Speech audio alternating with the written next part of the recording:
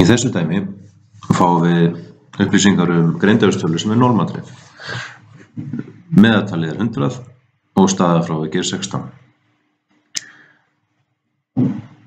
Og okkur ætla að finna út hverjar líkurnar séu á því að ef við veljum manneskju á handahófi þá sé greindarvísitala hennar 80 stig eða minna. Þá er gott að byrja á að setja bara inn þekktar stærðir. Meðaltalið 100, staðarfrávik 16 og í þessu tilfelli x-ið 80. Skulum síðan setja inn x-ið á myndanennan hátt. Það auðveldar okkur að sjá hvaða svæði við erum að vinna með í normadreifingunni. Í þessu tilfelli x-ið 80, sem minna en meðaltalið og ætti þá að vera vinstra megin við það. Skulum bara staðsetja eitthvað hér. Staðsetningi sem slík skiptir ekki höfuðmáli, annars við réttum megin við miðjum. Nú skulum við byrja að finna setagildið út frá formúlunni sem við að finna hér.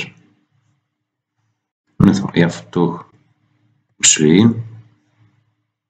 x-ið mínus meðaltalið, lokum sviða og deilum með staðarfráviki. Og fáum þá út setagildi upp á mínus 1,25. Og þegar við ætlum að lesa úr líkindatöflunni þá skiptir í raun ekki máli hvort að setagildi sé neikvæð eða jákvæð tala.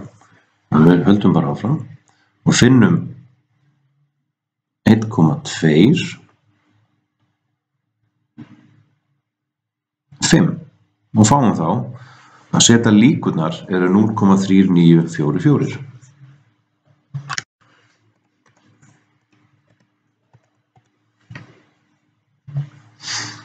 Og þá þurfum við að það sem við vorum að finna núna, 0,3944, er svæðið frá miðju og að línunni okkar.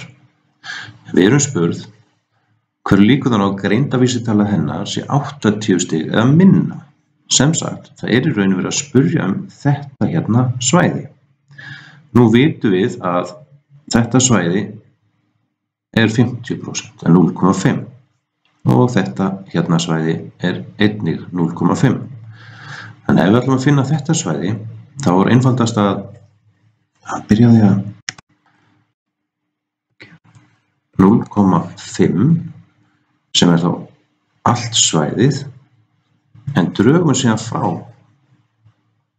líkurnar sem við vorum að finna 0,3944, þá stendur bara eftir þetta svæði, en það er akkúrat það svæði sem við verðum að spyrja með þessu tilfelli.